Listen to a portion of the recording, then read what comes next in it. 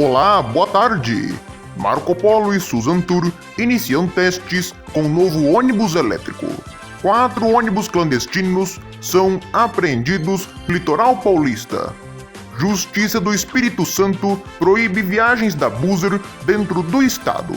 E ainda, Dedé da Cometa colide contra caminhão na Regis Bittencourt. O Jornal Agora está no ar, trazendo para você as principais notícias do mundo rodoviário.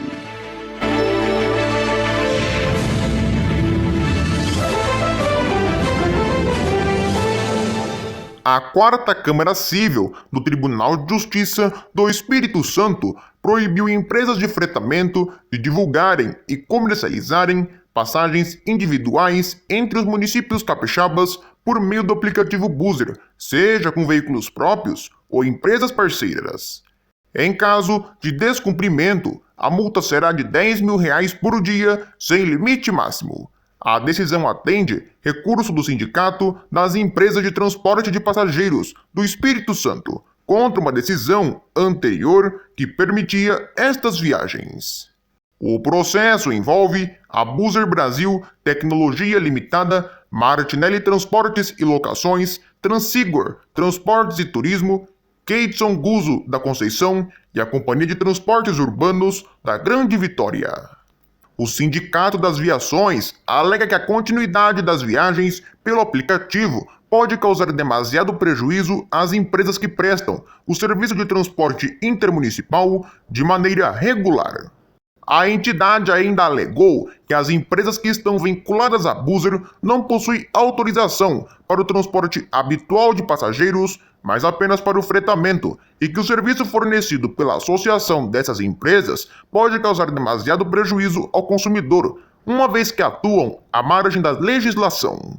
O relator desembargador Robson Luiz Albanês entendeu que vendas de passagens de maneira individual e embarque e desembarque ao longo da viagem são atividades para empresas de linhas regulares e não de fretamento.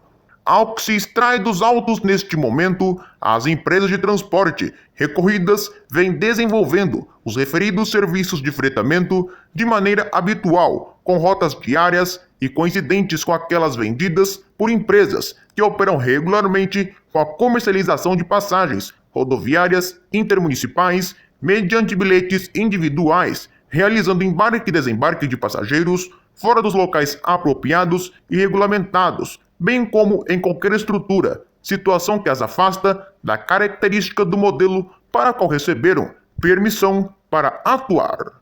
A habitualidade dos serviços prestados dentro da plataforma Buser é vislumbrada por uma simples análise do seu site eletrônico, onde o cronograma de viagens entre os municípios capixabas ofertados são diariamente. O desembargador ainda diz que a decisão não proíbe a atuação das empresas de ônibus no estado, mas que consiste na manutenção do que elas já são autorizadas, ou seja, apenas o fretamento.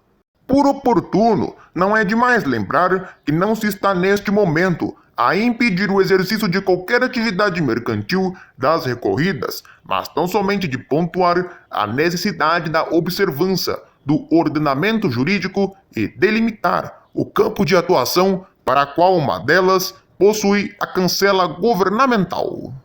De certo, havendo conflito de interesses, aqueles voltados a garantir o bem-estar social deve preponderar-se sobre a ordem meramente econômica, perdendo força a questão do livre mercado face à necessidade de apuração da real regulamentação que atina ao serviço ora ofertado e a segurança dele para a utilização pelo cidadão.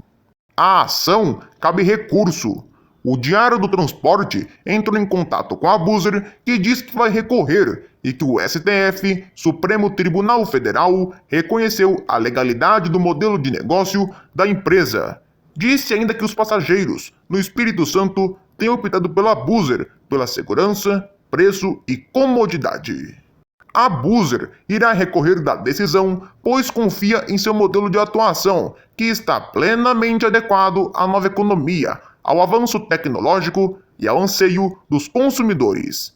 A empresa respeita a decisão da Corte, mas entende que ela está em dissonância com o entendimento de outros tribunais, como por exemplo o de São Paulo, que não apenas compreende que a atividade da buzzer é legal, como ainda promove uma aproximação de forma extremamente qualificada entre os passageiros e as empresas que são autorizadas a prestar serviços de fretamento particular. O próprio Supremo Tribunal Federal, no julgamento da ADPF 574, reconheceu a legalidade da atuação da buzzer e de seu modelo de negócio. Na mesma ação, tanto a Procuradoria-Geral da República e a Advocacia-Geral da União também se manifestaram de forma favorável à modalidade inovadora da buzzer. A parte do campo judicial, o povo do Espírito Santo, no caso a população, tem escolhido a buzzer como uma opção de transporte seguro, confortável e mais barato. Esperamos que o Poder Executivo Estadual também se inspire no modelo colocado em prática pelo governo de Minas Gerais, que modernizou o regramento sobre o fretamento colaborativo, permitindo a atuação segura e competitiva das empresas que não fazem parte do oligopólio que domina o setor de transporte há décadas. Toda a operação realizada por meio de fretamento recolhe tributos, significando uma importante arrecadação aos cofres públicos, além de fomentar o turismo e gerar emprego e renda, o que certamente há de ser considerado pelo Estado do Espírito Santo. A Suzantur iniciou os testes com o ônibus 100% elétrico no sistema de Santo André, no ABC Paulista. O veículo é fabricado pela Marco Polo. Com uma tecnologia inédita, o chassi incorporado não é produzido pelas indústrias do setor de ônibus. O veículo é dotado de baterias que são recarregadas na garagem da empresa. O chassi deste veículo não é de empresas como BID, Mercedes-Benz, Volvo e Eletra. A carroceria do modelo Active do tipo padrão, de piso baixo. As linhas do design são semelhantes ao do Active Express, articulado de 22 metros, mas com chassi BID, que vai circular pelo Corredor Verde de São José dos Campos, no interior paulista. De acordo com nota da Marco Polo, os testes estão sendo realizados na área urbana central de Santo André, em trajeto curto e sem passageiros, para análise e avaliação de desempenho. Entre outros trajetos, o veículo deve percorrer itinerários semelhantes à da linha TR-103, Terminal Santo André Oeste, Terminal Vila Luzita, via Paço Municipal. O edital de licitação do sistema tronco alimentado de Vila Luzita, que deve ser lançado novamente, mas ainda sem data definida, vai estipular metas de redução de poluentes e os ônibus elétricos devem ser incluídos como opção, mais uma vez, a exemplos das tentativas anteriores. A Suzantur se tornou uma das principais empresas a comprar ônibus da Marco Polo nos últimos anos. A empresa já possui em sua frota uma unidade do Marco Polo Viale BRT híbrido, com chassi Volvo, que opera com motores diesel e elétrico. A Marco Polo ainda destacou que tem investido em veículos com energia limpa e propulsão sustentável e disse também que já participa há anos dos principais projetos de mobilidade, como o do primeiro veículo leve sobre pneus, VLP, 100% elétrico do Brasil, e de ônibus rodoviários movidos a eletricidade e gás natural. A adoção de veículos com tecnologia limpa é uma tendência mundial para um futuro sustentável. A companhia vê nos modelos elétricos uma grande oportunidade para o desenvolvimento do transporte coletivo, já que há grande potencial para a adoção desses ônibus nos centros urbanos. Além do benefício ambiental, a mobilidade elétrica tem um custo operacional inferior se comparado ao diesel e demais combustíveis fósseis. A Prefeitura de Caraguatatuba, no litoral paulista, autuou 4 veículos irregulares de turismo no último fim de semana. 2 ônibus, um micro-ônibus e uma van foram autuados pelos fiscais de postura da Secretaria de Urbanismo pela infração. Os veículos vieram de Jacareí, Guarujá e Minas Gerais e não tinham senha de acesso emitida pela Prefeitura. Segundo a Prefeitura da cidade, todos foram localizados próximo à rodoviária Jardim Jaqueira, no Indaiá e na Prainha, e a atuação no total foi de R$ 29.920. A Lei nº 2.456, de 7 de dezembro de 2018, determina que quem transitar pelo município sem autorização receberá uma multa de 2.000 VRMs, valor de referência do município. Desde o início da pandemia, está proibida a modalidade de turismo de um dia em Caraguatatuba. Com a chegada do feriado prolongado de finados em 2 de novembro, foram reforçadas as fiscalizações das secretarias de urbanismo junto a órgãos como IMTU e Artesp.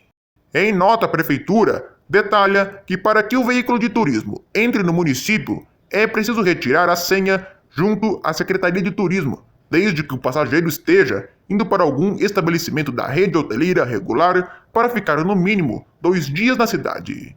Denúncias podem ser feitas pelo canal de atendimento 156, via telefone ou pelo app. Vamos agora ao Já!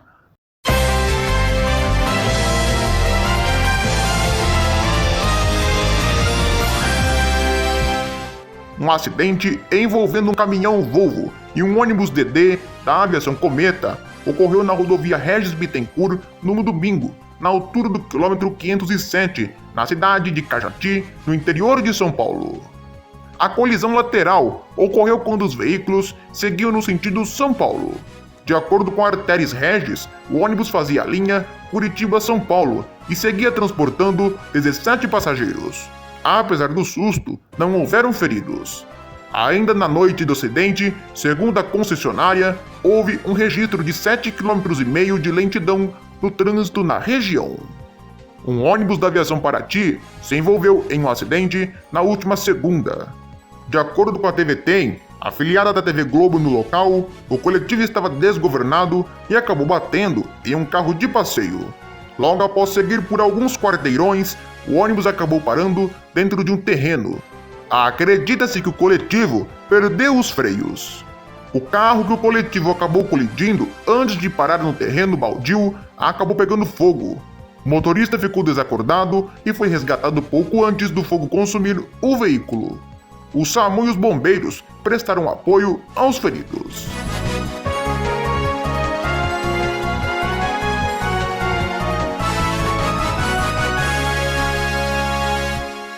Bom, com todas essas informações, hoje ficamos por aqui.